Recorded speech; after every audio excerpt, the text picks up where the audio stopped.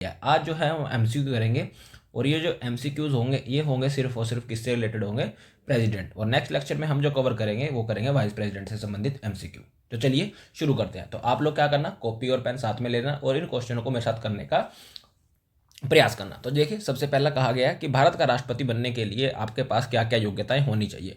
तो what are the qualifications required to become the president of India. ठीक है, तो सिंपल याद रखना कि भारत का राष्ट्रपति बनने के लिए बस वो याद रखना, फिर हम एमसीक्यू पहले पहले हम पढ़ेंगे कि हमको याद है या नहीं है। ठीक है, फिर उसके बाद हम देखेंगे ऑप्शंस कि हाँ कौन सा सही है कौन सा गलत है। तो क्वालिफिकेशन में हमने पढ़ी थी 3 चीज़ें। सबसे पहला कहा गया था कि भारत का क्या हो, नागरिक हो मतलब देशी हो। दूसरा फिर कहा था कि न्यूनतम जो आयु हो फिर कितनी हो, 35 वर्ष हो। और तीसरी जो शर्त थी वो क्या था, लोकसभा का सदस्य बनने की योग्यता रखता हो। तो चलिए फाइंड आउट करते हैं कि किस ऑप्शन में ये वाली कंडीशंस पाई जा रही हैं। तो भारत का नागरिक हो, ठीक है, ये पहली शर्त फुलफिल हो रही है। और दूसरा कहा गया है कि जो आयु हो 30 वर्ष, तो क्या 30 वर्ष है, नहीं, तो ये हो गया गलत। तो ऑप्शन ए कैंसिल आउट। ठीक है, फिर उसके बाद क्या कहा गया है कि भारत का नागरिक हो, पहली कंडीशन फुलफिल कर रहा है। दूसरा कहा गया है, क्या कहा गया है कि 35 वर्ष की आयु कंप्लीट कर चुका हो, तो दूसरी शर्त भी क्या होगी, कंप्लीट होगी। और फिर तीसरी शर्त क्या कह रहा है कि लोकसभा का सदस्य बनने की क्या रखता हो, योग्यता रखता हो। तो तीनों कंडीशन मेरी क्या हो रही हैं, फुलफिल हो रही हैं। तो मेरे को तो यही सही लग रहा है, लेकिन 2 ऑप्शन अभी पेंडिंग है, उनको भी देख लेते हैं। भारत का नागरिक हो तो पहली कंडीशन फुलफिल कर रहा है। दूसरा कि 40 वर्ष की आयु कंप्लीट कर चुका हो, तो ऐसा है नहीं, तो ये क्या हो गया, गलत। तो ऑप्शन सी भी क्या रहेगा, गलत रहेगा। फिर उसके बाद कहा गया है ऑप्शन डी कि भारत का नागरिक हो, बिल्कुल सही है। न्यूनतम जो आयु है वो कितने वर्ष, 25 वर्ष, क्या ऐसा है, नहीं, तो ऑप्शन डी भी क्या हो गया, गलत। तो सही आंसर होगा इसका ऑप्शन बी। तो आप लोगों को भी ऐसे ही याद होना चाहिए, कोई भी क्वेश्चन पढ़ेंगे हम तो सबसे पहले क्या मैं उसको रिकॉल कर पा रहा हूँ या नहीं, मैं उसको लिख पा रहा हूँ या नहीं, उसके बाद उसको क्या करेंगे, हम सही करने की कोशिश करेंगे। चलिए नेक्स्ट आएगा कि भारत के राष्ट्रपति का पद किस देश से लिया गया है। तो फैक्चुअल क्वेश्चन है, याद रखना है। तो किस देश से लिया है, ब्रिटेन से लिया है, यूएसए से लिया है, कनाडा से लिया है या फिर आयरलैंड से लिया। तो इसका सही आंसर होगा ऑप्शन बी, मतलब कहाँ से, यूएसए से। अगला कि राष्ट्रपति जो है अपना त्यागपत्र, अपना रेजिग्नेशन लेटर किसे सौंपता है। ठीक है, तो प्रेसिडेंट साहब जब भी अपना रेजिग्नेशन देंगे तो वो अपना रेजिग्नेशन किसको सबमिट करेंगे। तो option a chief justice of India को, ऑप्शन बी प्राइम मिनिस्टर को, ऑप्शन सी वाइस प्रेसिडेंट को, या फिर ऑप्शन डी लोकसभा के अध्यक्ष को। इसका जो सही आंसर होगा वो क्या होगा, वो होगा ऑप्शन सी। क्यों, क्योंकि ध्यान रखना जब हमारे देश में प्रेसिडेंट नहीं होता तो उसकी अनुपस्थिति में कौन जो है राष्ट्रपति के कर्तव्यों का निर्वहन करेगा। तो जाहिर सी बात है वो कौन करेगा, वाइस प्रेसिडेंट करेगा। तो ऐसे में किस व्यक्ति को पता होना चाहिए कि देश में जो है वो राष्ट्रपति नहीं है। ठीक है, तो किस व्यक्ति को पता होगा, वो वाइस प्रेसिडेंट को। इसलिए इसका सही आंसर होगा ऑप्शन सी। ठीक है, चलिए नेक्स्ट देखते हैं कि कौन सा जो अनुच्छेद है राष्ट्रपति को अध्यादेश जारी करने की शक्ति प्रदान करता है। ठीक है, विच आर्टिकल गिव्स पावर, ठीक है, प्रेसिडेंट क्या इशू करने की, ऑर्डिनेंस जारी करने की। तो ऑर्डिनेंस क्या था कि टेम्परेरी कानून बनाने की शक्ति किसकी, प्रेसिडेंट की। तो कौन से आर्टिकल में लिखी गई है, आर्टिकल 72 में, आर्टिकल 123 में, आर्टिकल 143 में या आर्टिकल 356 में। तो इसका सही आंसर होगा आर्टिकल 123 यानी कि ऑप्शन बी इसका सही आंसर होगा। हो गया क्लियर। अगला क्वेश्चन नंबर 5 देखिए क्या कह रहा है कि राष्ट्रपति द्वारा संसद में, पार्लियामेंट में कितने सदस्यों को मनोनीत, नॉमिनेट किया जा सकता है। ठीक है, कि क्या कहा गया है कि how many members can be nominated to the parliament, किसके द्वारा, बाय प्रेसिडेंट के द्वारा। तो 12 है, 2 है, 10 है या फिर 14 है। ठीक है, तो इसका सही आंसर क्या हो जाएगा, सही आंसर होगा इसका ऑप्शन ए। ठीक है, तो कितने सदस्यों को करते हैं, 12 सदस्यों को। और ये 12 के 12 सदस्य दरअसल में कहाँ नॉमिनेट किए जाएंगे, राज्यसभा में। पहले 2 सदस्य लोकसभा में भी नॉमिनेट किए जाते थे और ये 2 होते थे एंग्लो इंडियन। लेकिन ये जो है 2020 में गवर्नमेंट ने क्या करा, मतलब पार्लियामेंट ने क्या करा, संविधान संशोधन करा और इस कानून को क्या कर दिया, अब ये 2 एंग्लो इंडियन है इसको पूर्णतः क्या कर दिया, खत्म कर दिया। ठीक है, तो तब पहले कितने सदस्य हुआ करते थे, 14, अब कितने हैं, सिर्फ और सिर्फ 12 सदस्य। तो राइट आंसर होगा इसका ऑप्शन ए होगा। नेक्स्ट क्वेश्चन है कि राष्ट्रपति के निर्वाचन में कौन भाग नहीं लेता। ठीक है, अब याद करो, रिकॉल करो कि राष्ट्रपति के चुनाव में कौन भाग लेंगे। तो मैंने आप लोगों को बताया था कि एक शब्द याद रखना, उस शब्द का क्या नाम था, इलेक्टेड। ठीक है, और इलेक्टेड क्या, एमपी और एमएलए। एमपी कहाँ के, लोकसभा के और राज्यसभा के। एमएलए कहाँ, ऑल स्टेट के, सभी राज्यों के। और साथ में 3 यूनियन टेरिटरी, कौन कौन सी, दिल्ली, पुदुचेरी और जे के। तो अब ऑप्शन में देखो क्या है कि कौन भाग नहीं लेता, तो कहा गया है कौन भाग नहीं लेगा। ठीक है, तो इलेक्टेड मेंबर ऑफ राज्यसभा, तो इलेक्टेड आ गया। मेंबर कहाँ के, लोकसभा के, जी बिल्कुल, ये तो सही है मेरा। उसके बाद elected member of Rajya Sabha, elected आ गया। मेंबर कहाँ के, राज्यसभा, ये भी भाग लेंगे, तो ये भी सही है। हमने ढूंढना क्या है, गलत ढूंढना है हमको। Elected member of state legislative assembly, elected member of कहाँ के, लेजिस्लेटिव असेंबली, मतलब विधानसभा के, तो ये भी सही हो गया। तो ऑप्शन ए बी सी तो सही हो गए। अब ऑप्शन डी पे आओ, member of state legislative council, तो राज्य की जो विधान परिषदें होंगी क्या वो भाग लेंगी। तो हमने तो ऐसा नहीं पढ़ा, हमने सिर्फ क्या पढ़ा, एमएलए भाग लेते हैं, एमएलसी भाग नहीं लेते, मेंबर ऑफ लेजिस्लेटिव काउंसिल भाग नहीं लेते। तो इस तरह देखिए, तो कुछ क्वेश्चन हैं जिनके लिए आपको कंसेप्ट की एकदम क्लियरिटी होनी चाहिए, और मैं उसी को लेकर चला हूँ। जब मैंने करवाया है तो मैंने बकायदा वीडियो को पॉज करके आपको बोला कि यहाँ पॉज लेना है, यहाँ रुको, क्या शब्द याद रखना है क्या नहीं। तो देखो, इस तरह अगर आपके मन में ये माइंड मैप्स बन रहे होंगे, तब आप इन क्वेश्चनों को अच्छे ढंग से क्या कर पाओगे, अटेम्प्ट कर पाओगे। तो खुद ही बताओ कि कौन सा इसमें से गलत है। तो ऑप्शन डी इसमें क्या है, गलत है। हुआ क्लियर। अब चलिए नेक्स्ट क्वेश्चन देखिए कि भारत के राष्ट्रपति को शपथ कौन दिलाता है। ठीक है, तो ओथ दिलाने की बात हो रही है, किसको, प्रेसिडेंट ऑफ इंडिया को। तो किसके द्वारा दिलवाई जाएगी, वाइस प्रेसिडेंट के द्वारा दिलाई जाएगी, प्राइम मिनिस्टर के द्वारा दिलाई जाएगी, चीफ जस्टिस ऑफ इंडिया के द्वारा दिलाई जाएगी, या फिर लोकसभा के स्पीकर के द्वारा दिलाई जाएगी। तो इसका जो सही आंसर होगा वो क्या होगा, option C, chief justice of India ही भारत के राष्ट्रपति को उसके पद की शपथ दिलाते हैं। और शपथ के बारे में कहाँ लिखा है, अनुसूची 1 में लिखा है, अनुसूची 2 में लिखा है, अनुसूची 3 में, या फिर 4। कमेंट बॉक्स में अपना आंसर जरूर लिखें।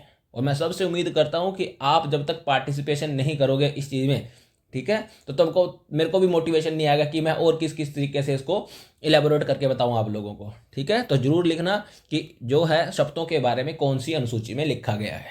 ठीक, अगला कि राष्ट्रपति के खिलाफ महाभियोग के लिए कम से कम कितने दिन पूर्व आपको क्या देनी चाहिए, राष्ट्रपति को सूचना देनी चाहिए। तो at least how many days prior notice is required for the impeachment of president, कि अगर आपको राष्ट्रपति के विरुद्ध महाभियोग की प्रक्रिया शुरू करनी है तो कितने दिन पहले आपको राष्ट्रपति को क्या करना पड़ेगा, सूचित करना पड़ेगा। तो ऑप्शन ए 7 दिन, ऑप्शन बी 14 दिन, ऑप्शन सी 21 दिन, या फिर ऑप्शन डी 30 दिन। और इसका सही आंसर होगा वो क्या होगा, ऑप्शन बी। तो 14 दिन पहले ही अगर आप राष्ट्रपति के खिलाफ महाभियोग ला रहे हैं तो आपको 14 दिन पहले क्या देना पड़ेगा, प्रायर नोटिस देना पड़ेगा, किसको, प्रेसिडेंट, ताकि वो भी जो है आप उसके ऊपर आरोप लगाने जा रहे हैं उनके विरुद्ध अपनी जो जवाब है वो तैयार कर ले।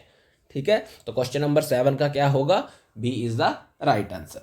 अगला क्या कहा गया है कि राष्ट्रपति को पद से हटाने की प्रक्रिया को क्या कहा जाता है, what is the process of removing the president from his office. ठीक है, तो राष्ट्रपति को उसके पद से हटाना है तो हम उस प्रक्रिया को क्या बोलते हैं, क्या कहा जाता है उसको कॉन्स्टिट्यूशन की भाषा में।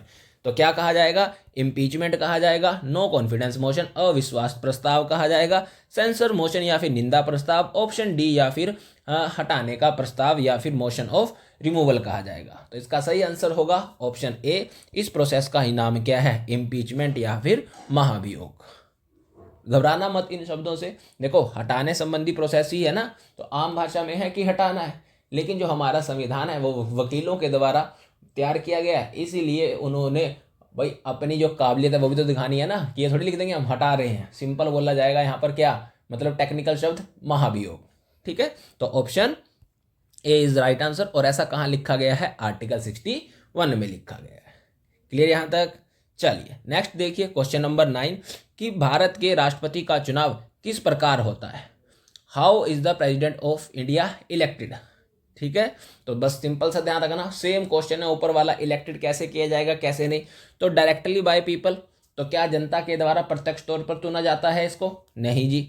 उसके अलावा by the member of both the houses, हाँ तो देखो अभी यहीं पर पढ़ा हमने कि दोनों हाउसेस के द्वारा चुना जाएगा। ठीक है, आधा सही है, लेकिन आधा पोर्शन उसने मेंशन नहीं करा है, इसलिए हाफ सही है, तो रुक जाना है ऐसे क्वेश्चन में। ठीक है, फिर उसके बाद क्या कहा जाएगा, एक इलेक्टोरल कॉलेज बनाया जाएगा। ठीक है, जिसमें क्या क्या होंगे, इलेक्टेड मेंबर ऑफ पार्लियामेंट मतलब एमपी होंगे, और साथ में क्या होंगे, स्टेट लेजिस्लेटिव असेंबली के मेंबर होंगे मतलब एमएलए होंगे। तो दोनों आगे कौन से, इलेक्टेड एमपी और इलेक्टेड एमएलए, तो इसकी सही होने की संभावना ज़्यादा है। रुको जरा, फिर उसके बाद देखो option D, by the member of Rajya Sabha, क्या सिर्फ और सिर्फ राज्यसभा के द्वारा, तो ऑप्शन डी भी गलत, बी भी गलत, ए भी गलत, तो सही आंसर क्या होगा इसका, ऑप्शन ए होगा। इस तरह करने हैं देखो। ठीक है, तो सही आंसर क्या होगा इसका, ऑप्शन सी। अगला कहा गया है कि भारत के राष्ट्रपति को उसके पद से हटाया जा सकता है। ठीक, the president of India can be removed from his office by, किसके द्वारा, तो प्राइम मिनिस्टर के द्वारा। ठीक है, ऑप्शन बी लोकसभा के द्वारा, option C chief justice of India के द्वारा, या फिर डी पार्लियामेंट के द्वारा। ठीक है, तो इम्पीचमेंट प्रोसेस में हमने यही तो पढ़ा था, क्या पढ़ा था कि राष्ट्रपति को अगर हटाना है तो उससे संबंधित कोई प्रस्ताव आएगा तो वो किस सदन के द्वारा लेकर लाया जाएगा, किसी भी सदन के द्वारा, चाहे वो लोकसभा शुरू करे चाहे वो राज्यसभा शुरू करे। अगर एक लेकर आ रहा है प्रस्ताव तो दूसरा हाउस क्या करेगा, उसकी जांच करेगा, मतलब दूसरा जो हाउस है वो इन्वेस्टिगेशन करेगा। तो दोनों हाउसेस की इन्वॉल्वमेंट होगी, तो जब दोनों हाउसेस की इन्वॉल्वमेंट होगी तो ऑटोमेटिक आंसर क्या आएगा, ना तो लोकसभा ना राज्यसभा, फिर दोनों बनेंगे, और दोनों मिलकर क्या बनाते हैं, वो ऑप्शन डी बनाते हैं, मतलब पार्लियामेंट यानी कि संसद बनाते हैं। Okay clear. चलिए अगला क्वेश्चन नंबर 11 कि संविधान के उल्लंघन के लिए राष्ट्रपति के विरुद्ध, ठीक है, महाभियोग की कार्यवाही किसमें शुरू की जाती है, कौन से सदन से शुरू की जाती है, ऐसा पूछ रहा है। ठीक है, कि राष्ट्रपति के ऊपर महाभियोग लाना है तो किस सदन से वो कार्यवाही शुरू की जाएगी, लोकसभा से शुरू की जाएगी, राज्यसभा से शुरू की जाएगी, either of the house of parliament, किसी भी हाउस के द्वारा शुरू की जाएगी, या फिर सुप्रीम कोर्ट के द्वारा शुरू की जाएगी। तो इसका सही आंसर क्या होगा, ऑप्शन सी, किसी भी हाउस के द्वारा, लोकसभा भी कर सकता है और राज्यसभा भी कर सकता है। क्लियर। चलिए नेक्स्ट क्वेश्चन कहा गया है कि राष्ट्रपति पर महाभियोग किस आधार पर लगाया जाता है, on what grounds can the president of India impeached, कि उन्हें उसके पद से हटाया जाएगा तो किस आधार पर, क्या बेस होगा उसका। ऑप्शन ए एनी ग्राउंड, किसी भी आधार पर, option B on the violation of constitution, संविधान का उल्लंघन करने के मामले में, option C on dissolving the state assembly, राज्य विधानसभा को भंग करने पर, या फिर on the making of vice president the president, तो उपराष्ट्रपति को राष्ट्रपति बनाने पर। तो ये तो मजाक ही हो रहा है, निचले दो ये हो सकते हैं कि किसी भी आधार पर या फिर कॉन्स्टिट्यूशन का वायलेशन करने पर, और इसका सही आंसर होगा, तो ध्यान रख लेना, ऑप्शन बी। तो आर्टिकल 61 में साफ साफ लिखा है कि जब भी राष्ट्रपति संविधान का उल्लंघन करेगा, कॉन्स्टिट्यूशन का वायलेशन करेगा, तो उसे उसके पद से हटाने संबंधी प्रस्ताव शुरू किया जा सकता है। फिर वहीं पर मैंने आप लोगों को नोट में लिखवाया था कि ये वायलेशन ऑफ कॉन्स्टिट्यूशन, संविधान का उल्लंघन क्या है, इसके बारे में हमारा जो कॉन्स्टिट्यूशन है क्या है, मुंह पे उंगली धर के बैठा है, मतलब क्या है, चुप है। ठीक है, तो इसका सही आंसर क्या होगा, ऑप्शन बी होगा। क्लियर यहाँ तक। आई होप, मैं उम्मीद करता हूं कि आप लोगों को इसको करने में इंटरेस्ट जरूर आ रहा होगा। ठीक है, अगला कि राष्ट्रपति पर महाभियोग की प्रक्रिया वो किस देश से ली गई है, the procedure for impeachment of president has been taken from the constitution of which country.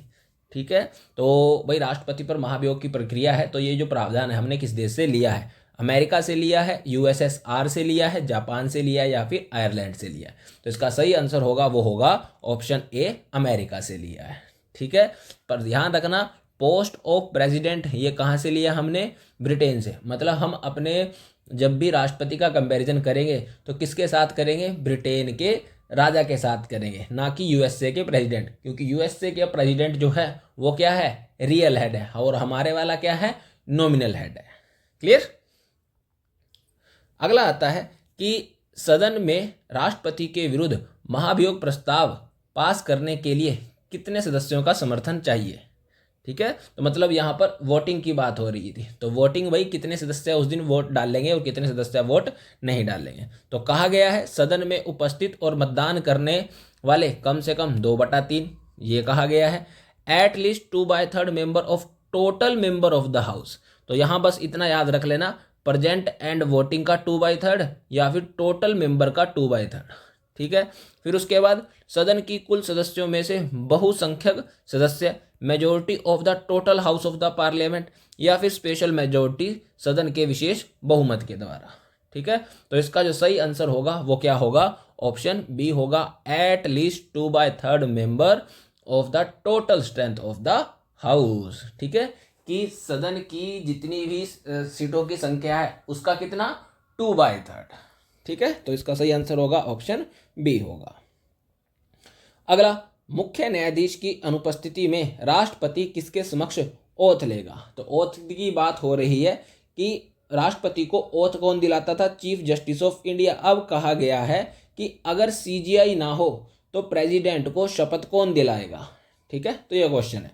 तो प्रेसिडेंट को कौन शपथ दिलाएगा, उपराष्ट्रपति दिलाएंगे, अटॉर्नी जनरल भारत के महान्यायवादी दिलाएंगे, ऑप्शन सी लोकसभा के अध्यक्ष दिलाएंगे, या फिर सीनियर जज ऑफ सुप्रीम कोर्ट के वरिष्ठतम न्यायाधीश दिलाएंगे। तो ध्यान रखना, तो यहाँ पर यही कहा गया है कि प्रेसिडेंट को शपथ कौन दिलाएगा, सीजीआई। तो अगर ये नहीं है तो उसको शपथ दिलाने से जो व्यक्ति शपथ दिलाने आएगा वो भी कहाँ से संबंधित होना चाहिए, जुडिशरी से संबंधित होना चाहिए, और वो कौन होगा, सीनियर मोस्ट जज कहाँ का, सुप्रीम कोर्ट का। और ये वो सीनियर मोस्ट होगा जो अगला चीफ जस्टिस ऑफ इंडिया बनने वाला होगा, वही जो है उसको क्या दिलाएगा, शपथ दिलाएगा। ठीक है, तो option D is the right answer. Clear यहां तक। चलिए अगला है, यदि राष्ट्रपति और उपराष्ट्रपति दोनों ही देश से बाहर हों, दोनों ही घूमने छुट्टी पर निकल गए हैं, तो उस स्थिति में उनके कार्यभार को कौन ग्रहण करेगा। If both the president and vice president are out of the country, then who will take the charge of their duty. ठीक है, तो कौन करेगा, तो गवर्नर ऐसा कर सकता है, राज्यपाल बोले तो, फिर उसके बाद कमांडर इन चीफ, ठीक है, ये कर सकता है, chief justice of supreme court ये कर सकते हैं, या फिर प्राइम मिनिस्टर कर सकते हैं। ठीक है, तो हमने पढ़ा भी है, इनफैक्ट जब मैंने आप लोगों को राष्ट्रपति के बारे में बताया था, एक एक व्यक्ति की, डॉक्टर राजेंद्र प्रसाद, सर्वपल्ली राधाकृष्णन, जाकिर हुसैन। ठीक है, तो जब जाकिर हुसैन की मृत्यु हुई थी तो वीवी गिरी बने थे। वीवी गिरी फिर क्या करते हैं, प्रेसिडेंट का इलेक्शन लड़ने के लिए अपने पद से इस्तीफा देंगे। तो अब राष्ट्रपति भी नहीं है, उपराष्ट्रपति भी नहीं है, फिर कहाँ से आया था व्यक्ति, चीफ जस्टिस ऑफ इंडिया आए थे। तो बस वही चीज़ है यहाँ पर। ठीक है, तो क्वेश्चन नंबर 16 का क्या होगा, option C chief justice of India होगा। क्लियर।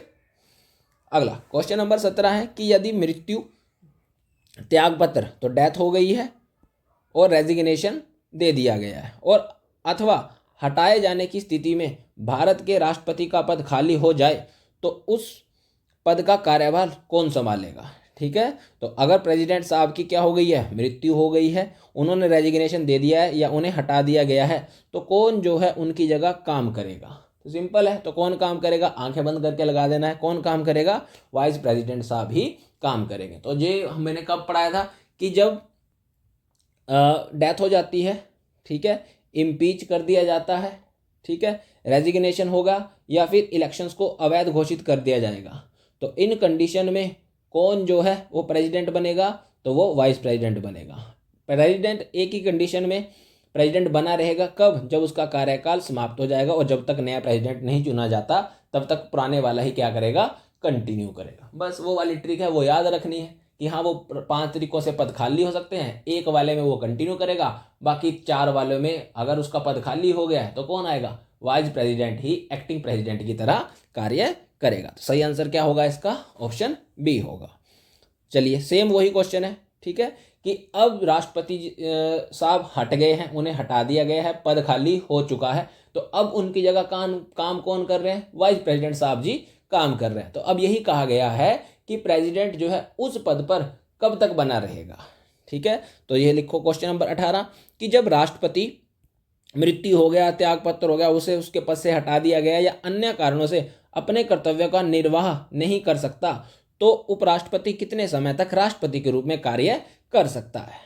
ठीक है, तो अधिकतम कितने महीने बताए थे मैंने, 6 महीने। ठीक है, तो देखो इन वाले केस में प्रेसिडेंट ही वाइस प्रेसिडेंट ही काम करेगा, लेकिन कितने महीने तक, 6 महीने तक। और यहाँ पर साफ साफ शब्दों में कहा गया है कि 6 महीने के भीतर भीतर देश के लिए नया राष्ट्रपति चुन लिया जाना चाहिए। लेकिन अगर यहाँ ऐसा नहीं है तो पुराने वाला ही कंटिन्यू करेगा, कब तक, जब तक नया चुन के नहीं आता। वो चाहे 6 महीने के बाद आए, 1 साल के बाद आए, 2 साल के बाद आए, बस यहाँ पर इतना लिखा गया है। क्लियर, तो इसका सही आंसर क्या होगा, ऑप्शन डी होगा, मतलब 6 महीने होगा। अगला, भारत के चौथे राष्ट्रपति कौन थे, the 4th president of India.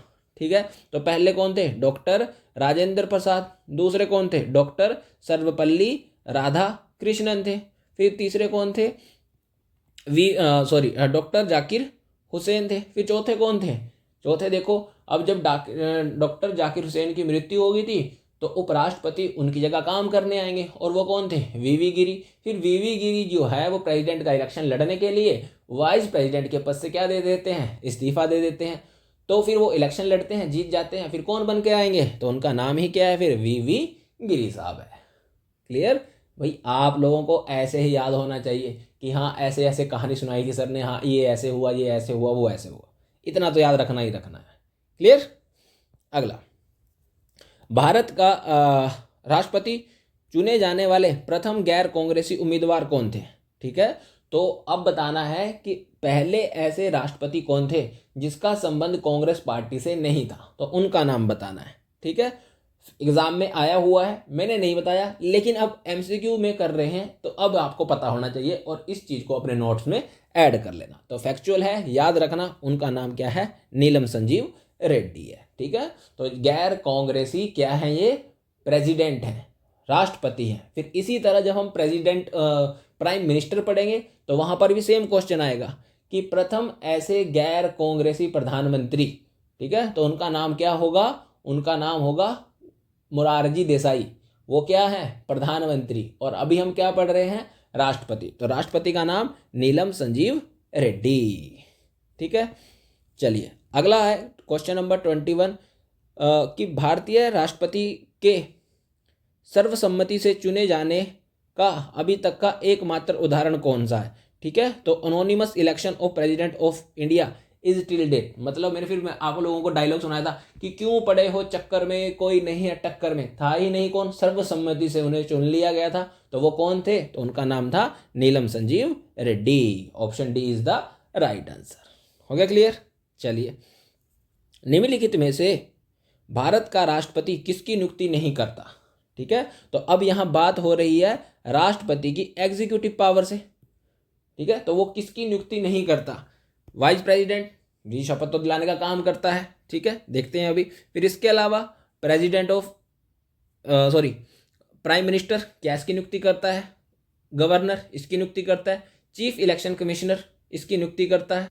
तो इसका जो सही आंसर होगा तो वो क्या होगा, वाइस प्रेसिडेंट, क्योंकि हमारे यहाँ पर वाइस प्रेसिडेंट को क्या किया जाता है, इलेक्ट किया जाता है। किसके द्वारा, लोकसभा के द्वारा और राज्यसभा के द्वारा। ठीक है, बाकी इसकी नियुक्ति कौन करेंगे, प्रेसिडेंट साहब करेंगे। इसकी नियुक्ति कौन करेंगे, प्रेसिडेंट साहब ही करेंगे। और इनफैक्ट जो हमारे मुख्य चुनाव आयुक्त हैं इसकी नियुक्ति भी कौन करते हैं, प्रेसिडेंट साहब ही करते हैं। तो वो एग्जीक्यूटिव वाला जो पॉइंट है। ठीक है, तो अगर मैं दिखाऊं तो देखो ये आ गया, प्राइम मिनिस्टर की नियुक्ति, गवर्नर की नियुक्ति, ठीक है, और चीफ इलेक्शन कमिश्नर की नियुक्ति। तो इसमें कहीं भी क्या नहीं है, इसमें कहीं भी हमारा वाइस प्रेसिडेंट नहीं है। ठीक है, तो जो मैंने आप लोगों को ये नोट्स दिए हैं ये वाले, ये ध्यान रख लेना, हम पढ़ाते हैं इसको जो हायर लेवल के एग्जाम है। फिर भी मैं आप लोगों के मतलब जो सिलेबस है जितना भी हो, मैं अपनी तरफ से पूरी कोशिश कर रहा कि इनको बेस्ट से बेस्ट दूँ।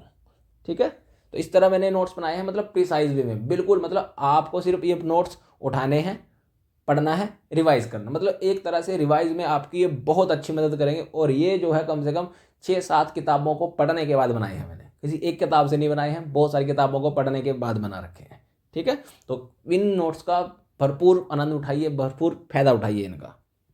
तो हो गया क्वेश्चन नंबर 22 क्लियर कि किसकी नियुक्ति नहीं करता, तो वाइस प्रेसिडेंट। क्यों? क्योंकि वाइस प्रेसिडेंट हमारे यहाँ पर क्या किया जाता है, इलेक्ट किया जाता है। तो आप लोग यहाँ कंफ्यूज हो रहे होंगे कि सर प्राइम मिनिस्टर भी तो इलेक्ट होता है। नहीं नहीं नहीं, आप लोग धोखा खा रहे हैं। सिर्फ और सिर्फ एमपी इलेक्ट होगा, मेंबर ऑफ पार्लियामेंट जनता के द्वारा इलेक्ट किया जाता है, प्राइम मिनिस्टर इलेक्ट नहीं करा जाता। ठीक है, हमेशा ध्यान रखना इस चीज़ को। हमारे यहाँ पर मोदी जी जो हैं, आपको लग रहा है कि वो हमारे क्या हैं, प्राइम मिनिस्टर हैं भी हैं, लेकिन पहले क्या है, वो एमपी है। तो जनता ने उन्हें एज अ प्राइम मिनिस्टर नहीं, पहले क्या चुना है, मेंबर ऑफ पार्लियामेंट। वो फिर जिस पार्टी के पास बहुमत आता है वो अपना चेहरा बताती है कि हमारी तरफ से ये है प्रधानमंत्री का चेहरा, तो फिर उस व्यक्ति को क्या नियुक्त करा जाएगा, प्राइम मिनिस्टर नियुक्त किया जाएगा। किसके द्वारा? प्रेसिडेंट के द्वारा। ठीक है, तो ये नुआंसेस हैं, याद रखना है कि सर क्या बात कर रहे हैं और क्या बात नहीं कर रहे हैं। ठीक है, तो हमारे देश में कभी भी हमेशा ध्यान रखना, प्रधानमंत्री पद के लिए कभी भी चुनाव नहीं होते। चुनाव होते हैं सिर्फ किस पद के लिए, एमपी के पद के लिए।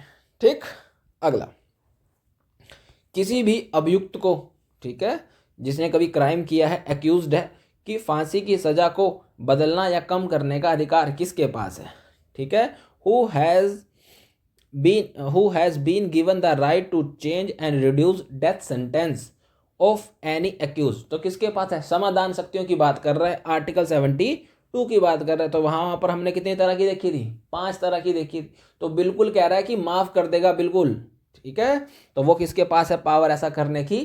प्रेसिडेंट के पास। Option A is the right answer. हो गया क्लियर? अगला, क्या कहा गया है कि भारत के निम्नलिखित में से किस मुख्य न्यायाधीश ने कुछ समय के लिए भारत के राष्ट्रपति के रूप में कार्य किया है? तो सुप्रीम कोर्ट के ऐसे कौन से मुख्य न्यायाधीश हैं जिन्होंने एक्टिंग प्रेसिडेंट के तौर पर काम किया है? ठीक है, तो जस्टिस राजेंद्र गडकर ये हैं, justice H Kania, justice P N Bhagwati, या जस्टिस एम हिदायतुल्ला बेग। तो राइट आंसर क्या होगा इसका? इसका होगा option D, M Hidayatullah Beg. Zakir Hussain की मृत्यु, V Giri vice president, election लड़ने के लिए इस्तीफा, फिर अब इसकी जगह कौन काम करेंगे? Chief justice of India. किस तरह का? एक्टिंग प्रेसिडेंट का। ठीक है, तो इनका सही आंसर होगा, वो क्या होगा? जस्टिस एम हिदायतुल्ला बेग होंगे।